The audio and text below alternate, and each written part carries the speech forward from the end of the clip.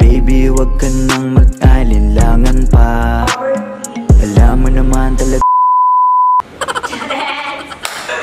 So, or you can also call us. I am Bella Jade. And me, Bridget. So, siya na ang isipin na ang Bella kag Lynn. Ano ka na Bella or Bellar, actually. So, hindi kasi ng R, para siya dito social na Bella.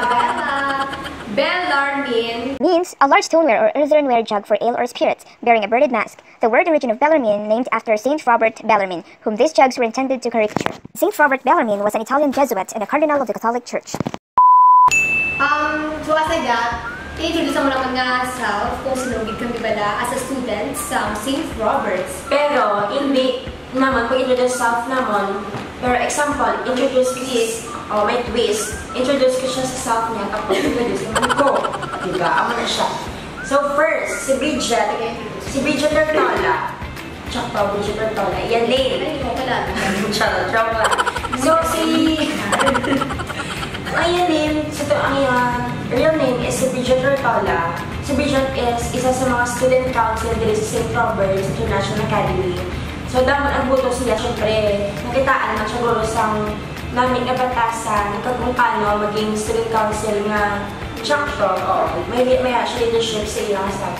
Tapos, si Bridget, isa man sa mga actress naman sa play namon na kakatapos lang, which is, ang iyang title is, Bakit Babae ang Naghugas ng Pinggan?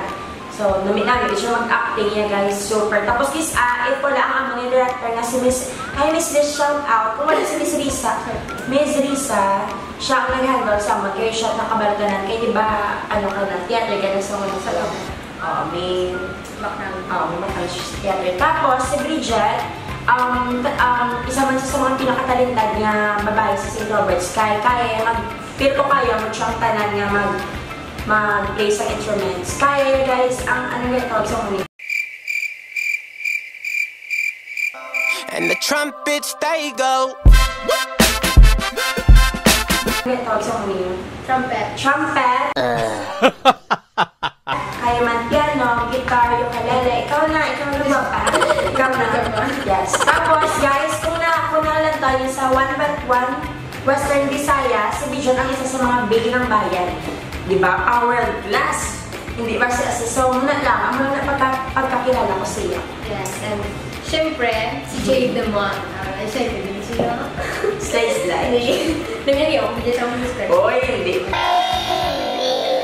So, ladies and gentlemen. Saya. Jimanem.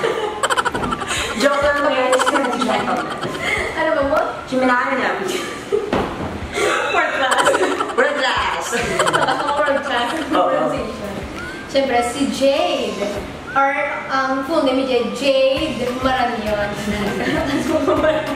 Lakas mo ka world class. Mga pinito. So, si Jade ang isa sa mga pinakaguwapo man dito sa Singapore. Siyempre, nakapigakay kami duwa. Bigay, syempre. Siyempre. So, aside sa pagiging guwapa ni Jade, isa man sa mga talented. Kasi siyempre, ka-join sa theater. Araw man siya sa Bakit Babae Naghugas ng Pinggan. And ang iyang role. Pero mo siya. Doka. Ang yan dito. Grabe nga ako. Pero dahil, mga ito na Ang manaroli, guys. So, si Jade, isa man sa mother leader sa majorette. Isang bulgar isa.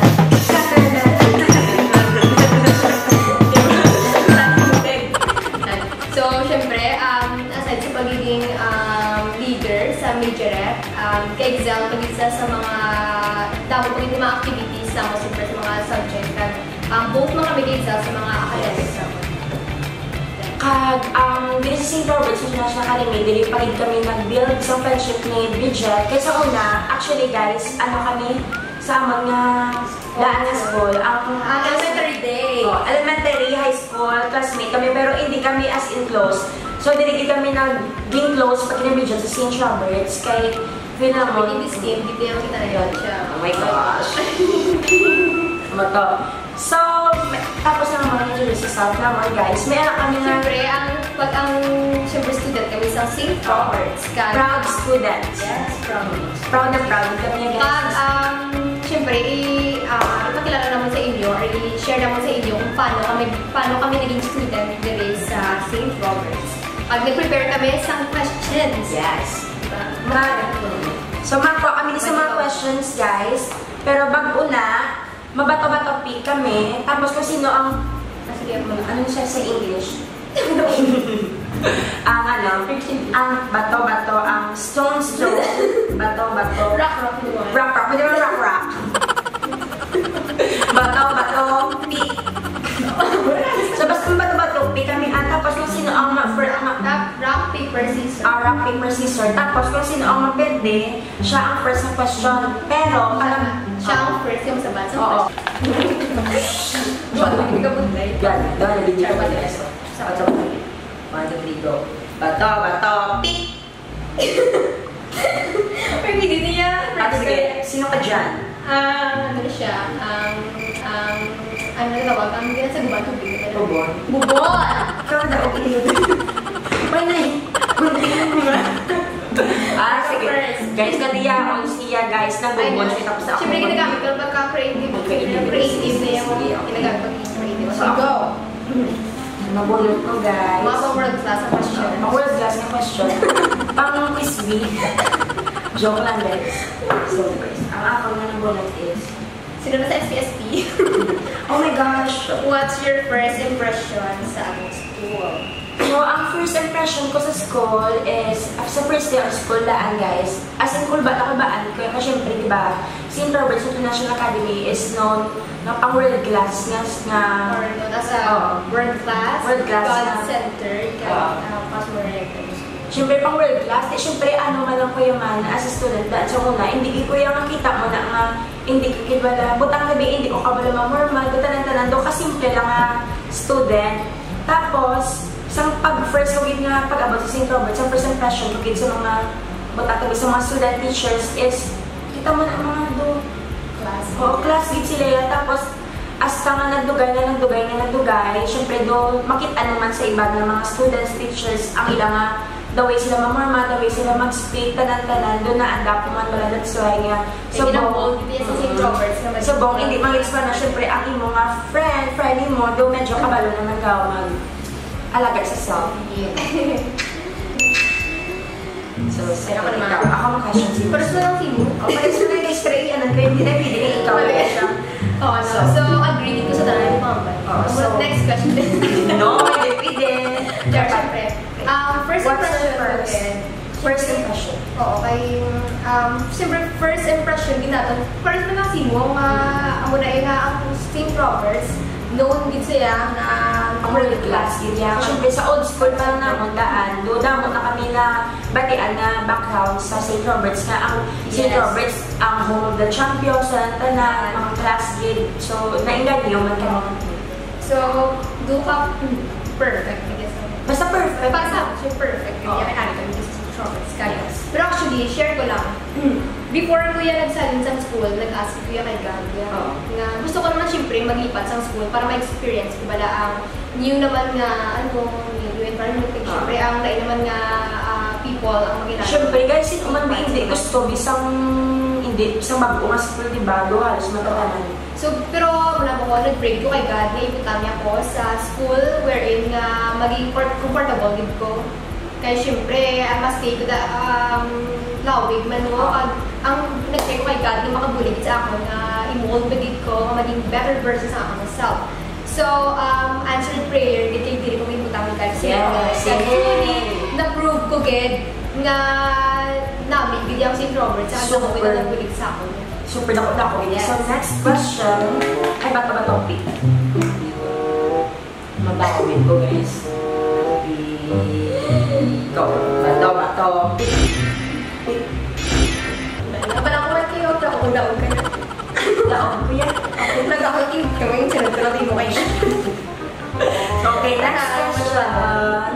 Ikaw po siya. Ikaw. Ay, nakabili kayo siya. Pat ko siya ganyan. Okay, naluhin po sa lang. Describe Syria in one word. Siyempre. Dunga na lang ta. Kung anong sabat mo. 1, 2, 3, go. Perfect. O, di ba? Ayos kami. Kaya perfect. Ito ang nag-synchroverse, guys. Kung shout out sa mga incoming grade 11 students, kung kapangita ka mo sa ma-mold ka mo as students, ang synchroverse sa self niya, ang mag-self. Yung mga learn na ganyan yung self. Synchroverse, yun ang the best. Kasi nga school for senior high. Hindi lang para sa senior high, para man sa mga as a student. Bato, pick. Pick. Siyempre, mas pwede kaya kayo may post ko yan. Duba pa ko. Sige, ikaw na. Ako na. Kaparayan na ako bilis. So, our question is, why did you choose St. Robert's International Academy?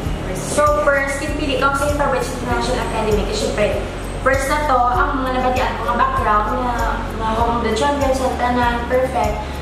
So first, kung kilala si Sir Mars isa, ano na siya Sir Mars, ganyan. Marketing! Oo, marketing, I mean, marketing manager. First, nagkata sa school naman, sa old school naman, nagkari-gaidan to sila, gaidan, I mean, nagkari-gaidan sa school naman, tapos, to, ano nila, ang about sa St. Robert's, tapos muna to, nainganyo ko doon sa yung pili ko ng St. Robert's, ang akong mandaan ng mga friends, dili mo nag-school, that's why nga, yung pili ko man ng St. Robert's. Bastaan namin ilang St. Robert's naman, that's why yung pili ko siya. Ikaw, ano nga siya mo? Ako na galing ang ating pili ko, St. Robert's. Kaya siya Miss Lucy, mo nang matag... Galing, ang mga nagkapanasi mo na ito. Kaya mo na galing i-ask ko si God. Si God na nag-food sa akin dali sa Manila School. Yes. Adwa ka. Dua pa question, guys. Bato. May pause. Basta may pause daon. Sabi mo na ako.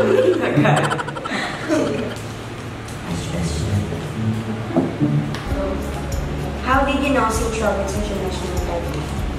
Ay, pwede ko. Paano ko na ba ng St. Robert's?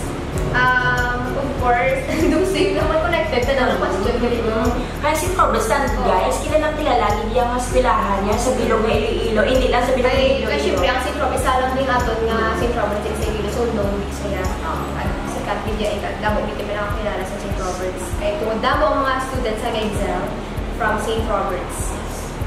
So, next question. Ito ba topic? Alam mo na kaya po nung kita nga. Ikaw na. Sige, ako muna.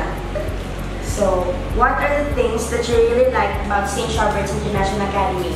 So, ang mga bagay na namian sa St. Robert's is tatlo lang na klase. First, ang mga students. Second, teachers. Kag ang, first, ang students. Ang mga students sa St. Robert's International Academy. Dili sa eskwelahan, bis ka magkita na ilang ka mo magkasumbungay ka mo guys, gapanapakit sila, tapos kita mo na balangan doon family, dito ka mo balangan doon wala sila may ginapilit nga tao mga sa pakon, basta as long as ay ka sa St. Robert's, tanan nga tao mga mabubuon.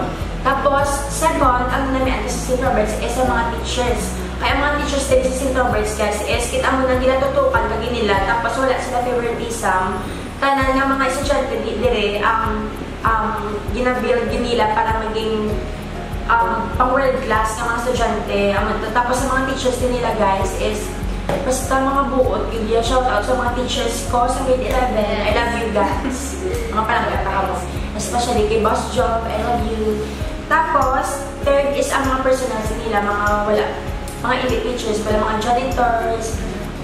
I love you guys. Kamu bilang pinaka-the best. Gili ako yung day na Connie, na tama ito mga buot. Hindi nyo mabalaan guys na mga janitor lang sila kag mga staff din sa St. Robert's. Kaya mga buot din sila yan.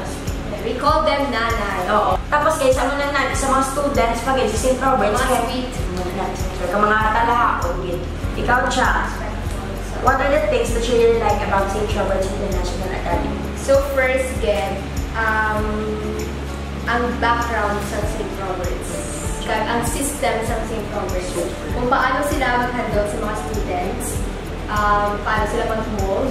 And ang mga asgawan sa imo, ang mga students din sa St. Roberts, and also ang mga teachers, and especially, of course, si Majesty at si Sir Bob. Yes. Sila kita nag-serve sa atin as a role model. And sila ginadukang natin na mga role models. Yeah. And sila daan, ang unang nanabi ako sila kay every day, every time gamit ako sila, naka-inspire dito sa isang Super obvious. Because sila gid ang heart sa St. Roberts. Amo na gani ang ato na school also known gid nga mga sign dira di ba? Pero may mga heart gid ang din St. Roberts. Kaya ang St. Roberts for us it's not just a school. Amo niya ang school gid nga may pagipusuon gani. Kay everything ang heart sa school gabunga gid ang gabunga paagi sa Majesty kay Sir Bob and sa mga teachers, sa mga students, sa mga spread ng love. Ang St. Roberts, ang feel gid sa love ang atmosphere nila. Yes. So dalaga end ang amon guys. Tani may mga nabanal ka mo about sa St. Roberts International Academy. Kag tani guys, nag-enjoy ka mo sa amon nga video. Kag tani, kung hindi pa ka mo sigido, gaya nga mag-school sa iba ng eskwelahan, tani pilion nyo ang St. Roberts International Academy. Yes guys. See ya. Bye! And shout out to all Robertines out there! Bye! Ay, up next, ang atong next video. Yes. I-tour ka mo naman diri sa campus, of course. Ipakilala naman. Pero ipakita naman diri. Siyempre may mga amazing spots sabi. Mga Instagrammable areas. Kag, ang nami pa sa St. Roberts guys, kahit hindi lang siya mga... Basta hindi ko katlan. Basta the last yapon ang World class. Oo. Ang may glass. So, ito naman naman guys. So, kung gusto nyo mong pamagalaan more about St. Roberts, so, stay tuned. Bye!